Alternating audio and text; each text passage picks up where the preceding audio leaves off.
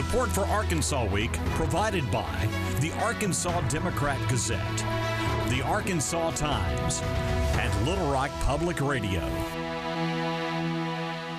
Welcome to Arkansas Week. I'm Chris Kane. We'll get to efforts to revitalize downtown areas throughout the state that are underway through a combination of grants and technical advice. We'll get to that just a little bit later in the program. But first, we want to start with Arkansas is allocating $60 million in federal funds to address water infrastructure needs. Governor Sarah Huckabee Sanders made this announcement earlier this month.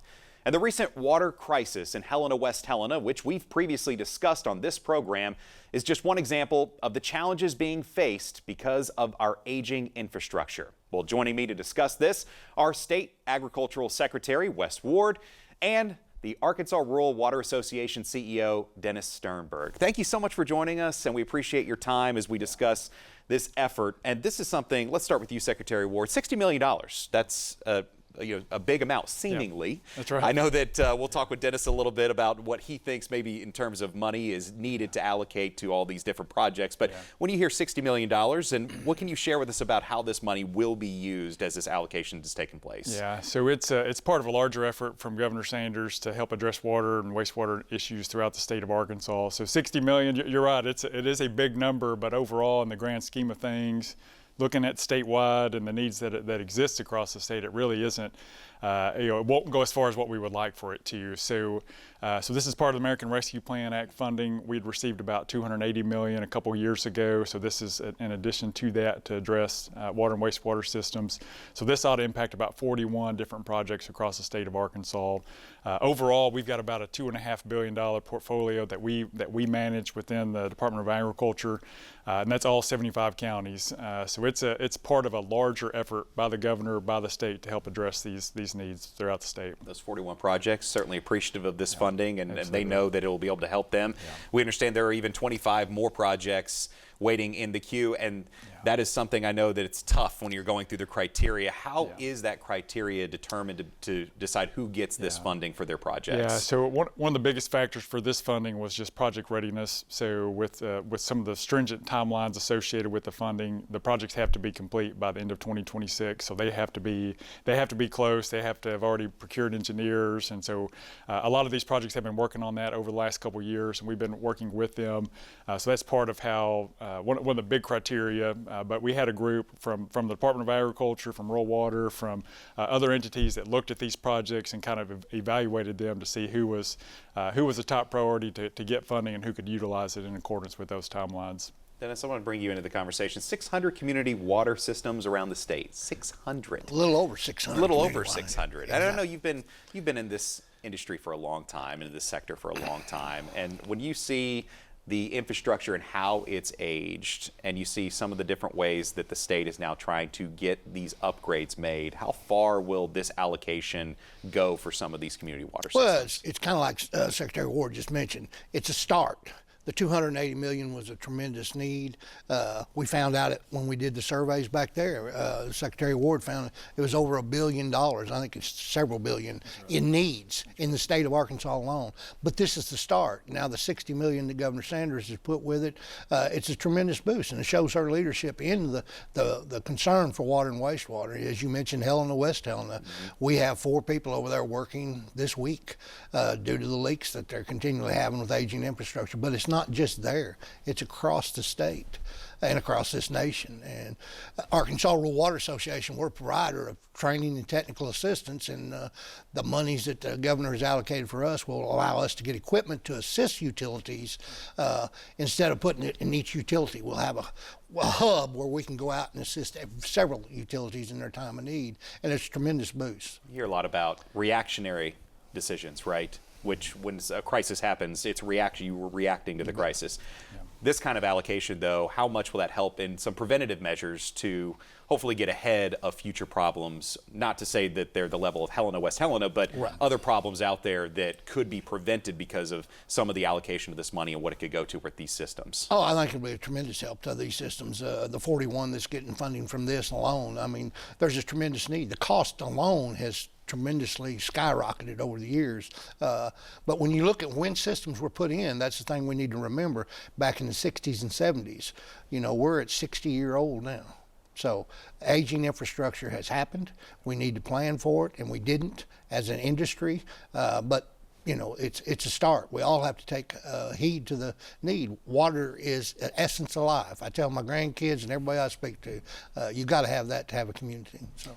Your association, like you said, is a nonprofit. You help out the water systems on their day-to-day operations. When you talk with these managers of these different water associations, what are they telling you about their needs? What are they saying are the most pressing things right now? The infrastructure needs money. Right. You know, and the thing goes back to in 2021, Senator Clark passed a bit legislation, Act 605 of 2021, that makes you look, each water provider look at themselves as an entity. How are they sustaining themselves? Is the rates adequate? If they're not, now they'll have to be.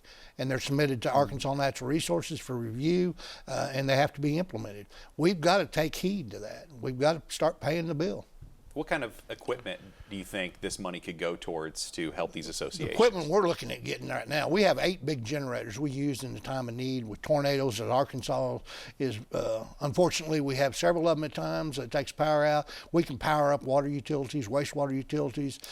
We're looking at buying additional generators, probably 35 to 40 of them, bypass pumps, back trailers, all these pieces of equipment that a small utility doesn't have the funds to do, but we can provide this services for them through this equipment. It'll be a tremendous help. Secretary Ward, I know you've spoken with Dennis over the course of your service to the state and also just over the several years that you've been here in the state on all these different issues. What are you hearing from these individuals as well as you travel the state and talk with them? What are they saying that they need the most? Obviously money is an easy answer, but when it comes down to it, what are some of the specifics that they've talked about and discussed with you? Absolutely. I would echo the same points that Dennis did. You know, money's the big one, capacity, expertise, and that's where the Rural Water Association and Dennis have just been phenomenal partners. That's why they're getting part of this funding through the $60 million. $5 million is directed towards them to be able to help these communities to, you know, when we've had different events, winter weather, winter storms, you know, we get a large amount of projects and cities that are having issues, and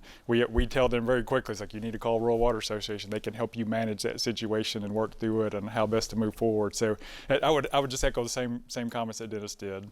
And Dennis, you were quoted after this announcement, which has been great for the state to get this allocation of funding, but you were quoted as saying it's never enough. And I think that shared sentiment can be across other sectors as well, and you probably hear that all the time. I'd be curious, if you were as experienced as you are in this sector, if you were to put a number on it, what would be enough just for our state in your mind? I think Secretary Ward's survey proved it out, because I served on the Water Providers Task Force back in 2020, and we gave a report to Governor Hutchinson. At that time, it was $1.7 billion for distribution lines alone. That's not the other infrastructure that was needing replaced immediately. The surveys he did showed to be several billion, and you know, it's out there. It's a need. It's a drop in the bucket, but it's a good drop, and it's a start. Every little bit helps these communities. You talk about being a need. It's arguably the biggest need, and one that generally, I believe, most Americans take for granted. A UN report last year found that nearly 1 in 4 worldwide didn't have access to clean drinking water. That number here in the United States is less than 1%. So it's something that generally we take for granted, and the only time we hear about it, Secretary Ward, is what? When someone's water is discolored? That's right. Yeah, that's when there's a problem, and that's about it. So getting ahead of these and being able to do preventative maintenance as well, I know is such a big issue, right? That's right. And I think that's part of what Governor Sanders is doing. You know, last year she signed an executive order to update the state water plan, which is a comprehensive look at water in Arkansas. So it's water and wastewater infrastructure, it's groundwater, it's irrigation, stormwater, all of those things, because water is so crucial to every person.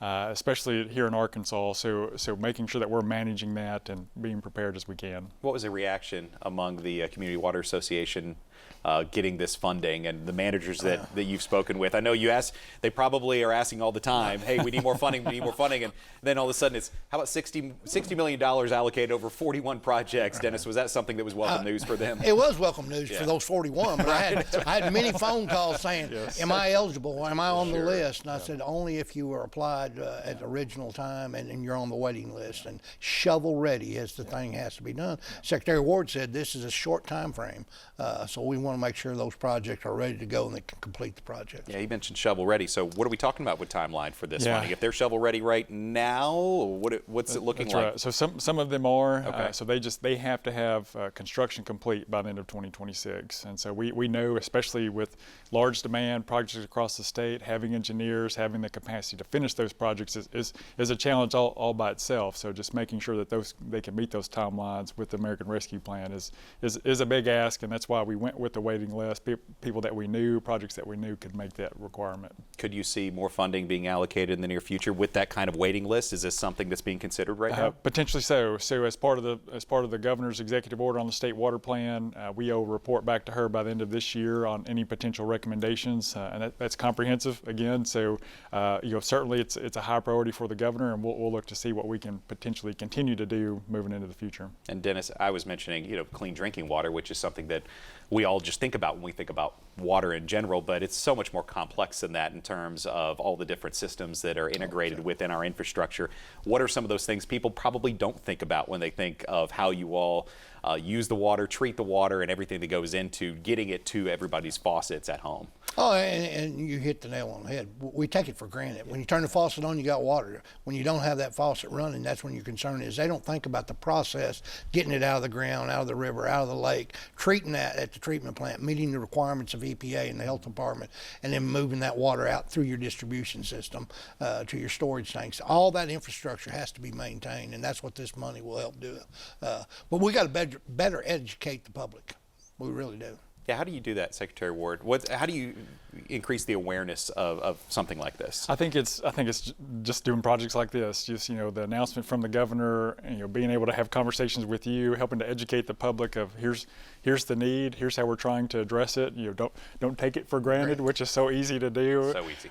So just it's part of it. Just broad communication across the board. State water plan, we're having meetings across the state to communicate and get feedback about that. So it's all part of a comprehensive effort. Well, we appreciate both of you joining us today to break this all down. As we said, this is something that a lot of people don't think about unless their water changes colors. And then all of a sudden they think something's wrong and I need help, and you need to call Dennis. And That's right. Call Dennis. Saying, don't call me first, call Dennis first. He'll be the one that could get his team in place and hopefully help you out. But we appreciate you, Secretary Ward and Dennis Sternberg. Thank you so much. We appreciate your time. Thank you. We'll be right back.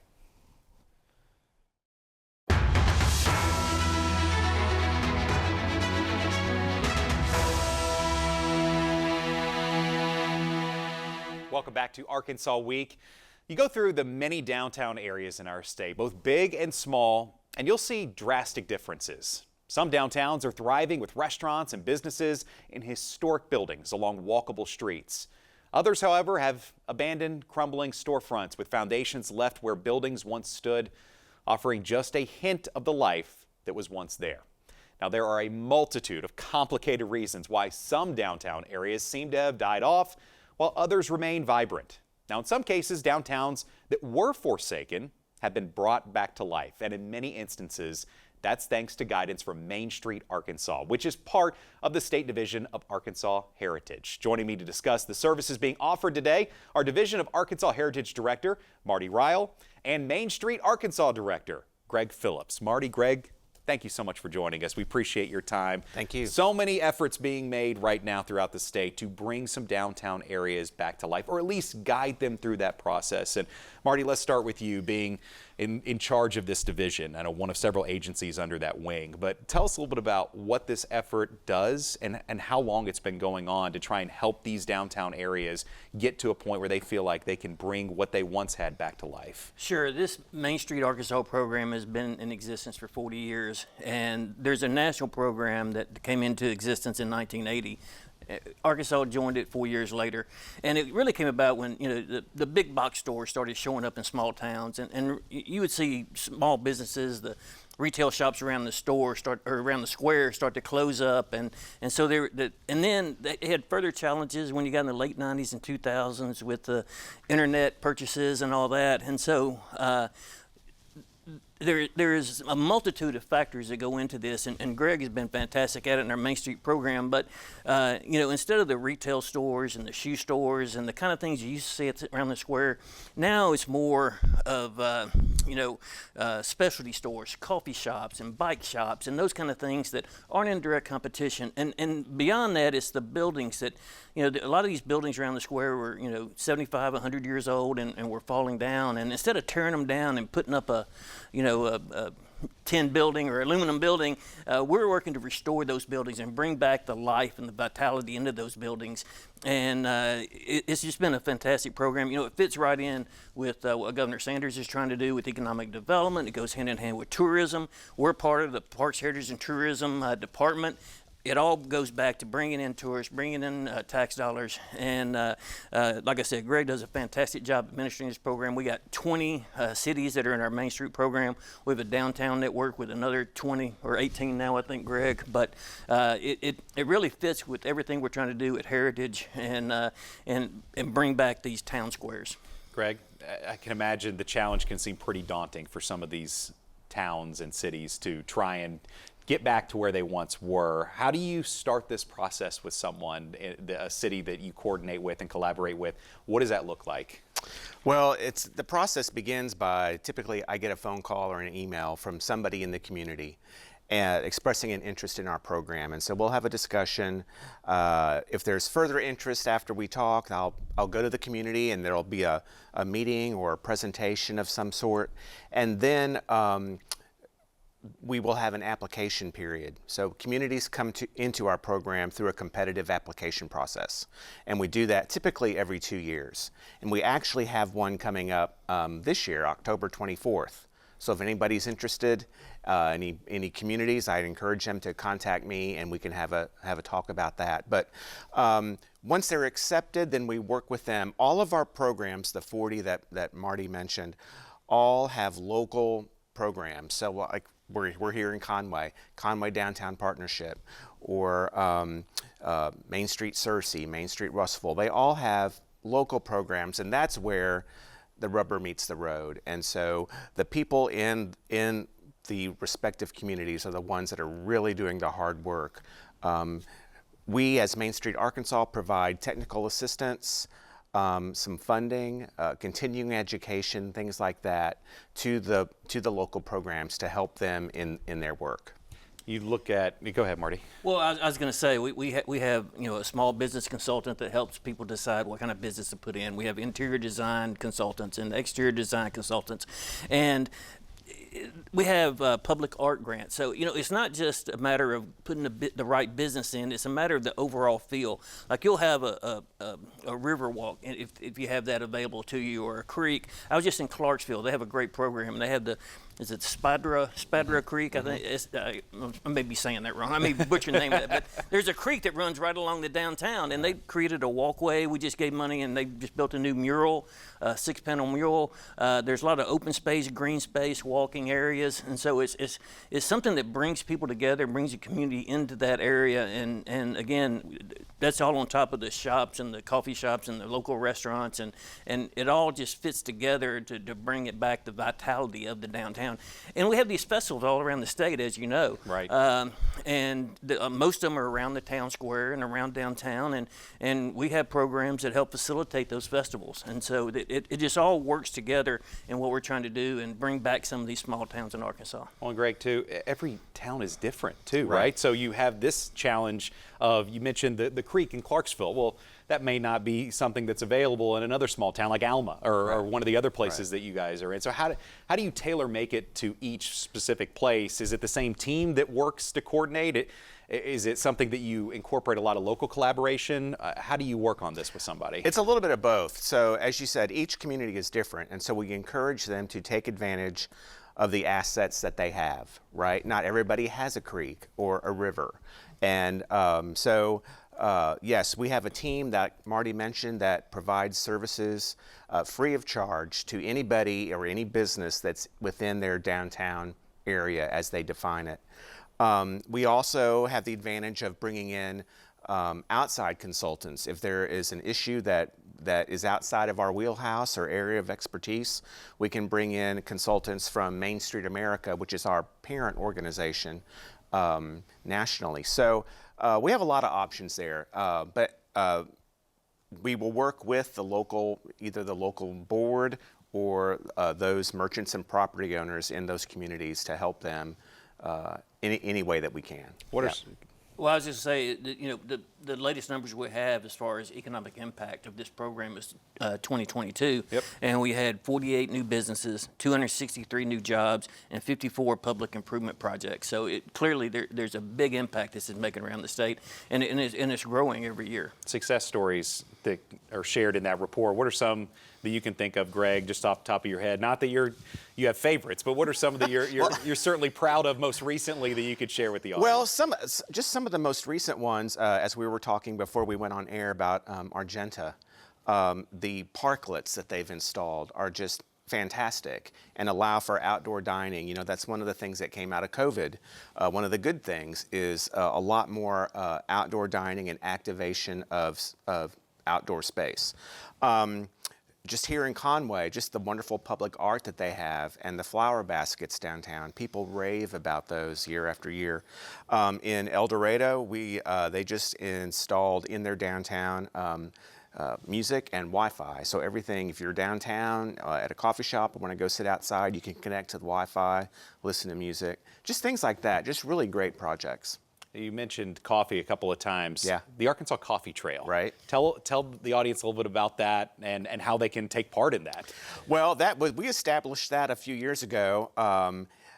We just noticed that there were a lot of coffee shops in our downtowns, and there was a staff member at that point that was really into coffee, and this was her idea, and I said, "Great idea, run with it." And so it's really simple. If there is a coffee shop, and they have to be coffee oriented, not a restaurant that serves, coffee that's been sitting on the hot plate for, all day. Right. Which can get the job done in a pinch. But if you want a nice crafted cup of coffee, you have the places to go to. The local Quickie Mart's not going to be able like to I said, they serve a purpose. But not this purpose. Exactly. Right, yes. All they have to do is either contact their local program or contact us, and we'll put them on the coffee trail. There's a map where people can go and locate. It's pretty easy. Just doesn't cost anything. Just have to be within one of our downtown areas. Marty, as someone who's from a small town in Arkansas and someone who has traveled all over the world, what's it like for you to see these kind of revitalizations take place throughout the state, particularly, in downtowns that maybe thought at one point they didn't know what to do, but through this program, they're now thriving again? Oh, I love it. I grew up in the Delta. I grew up in Star City, Arkansas, and they're not a part of the program. I wish they were. So if my friends at Star City are listening. Reach out right now, yes. But Monticello and Hamburg, they're both in that area. They're part of the programs. And again, you go through some of these towns that aren't a part of this, and you just drive around the square, and there's boarded up businesses and boarded up windows, and the brick is falling off the buildings, and it's really sad because there's so many jobs and industry, left the Delta. And we're doing a lot. The state's doing a lot to bring back jobs, and the business that brings in 300 jobs is going to get the press. But these little small communities that are doing it, building it brick by brick and business by business, due to a lot of the Main Street Arkansas program, are really bringing back some of these small towns. And back to your point, growing up in a town like that, in an area like that, I just love seeing it. I love going to the towns and seeing what they're doing. And this is something, too, the governor's certainly promoting and trying to do more of. She went to school in a small town in Arkadelphia. Is very proud of that at OBU, so I know this is something she's also wanting to see statewide. Well, it is. She's a very enthusiastic supporter of what we're doing, and of course, we rely on her a lot. She's had her Capital for a Day program where she's going around the state, and we've been in Hope and some of these areas, and are a part of that in the downtown. She was down in Pine Bluff at a local coffee shop when she had Capital for a Day down there. So she is enthusiastic support, and we couldn't ask for more. And Greg, if someone wanted to get involved, he's trying to get Star City, his hometown, involved. I've spoken to them several times. If someone wanted to, if there's anyone watching in a town like this that sees the need, and what would be some qualifications you're looking for, when it comes to towns that need to reach out and get some advice? Right. Well, the main qualification is that you must have a historic core. Doesn't necessarily have to be a courthouse square, but you must have historic, fabric within your downtown. Other than that, I mean, that's it. That's the main qualifier. And then just give me a call, send me an email, and we can discuss. Okay. Yeah. So when you say core, historic core, you're talking about, some sort of building that is aged. How long are we talking here? I mean, are we past 80 years, 60 years? What well, do you at look least for? 50. 50, okay. years 50 is the 50 is kind of the standard? Right, Okay. right, yeah. Okay. But you just have to have that dense, commercial core. And that, again, each community is different, so that's going to look different. But that's it. Just Okay. give me a call. And if you'd like to find out more, go to their website. They have the Arkansas Coffee Trail. You just scan a QR code. That's what I did recently. It's Right. fantastic.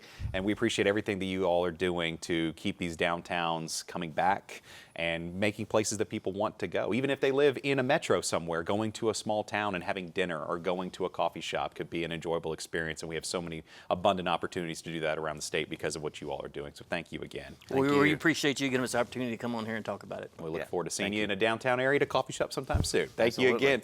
He is the Division of Arkansas Heritage Director, Marty Ryall, and Main Street Arkansas Director, Greg Phillips. I'm Chris Kane. Thank you for joining us. I'll see you next time on Arkansas Week.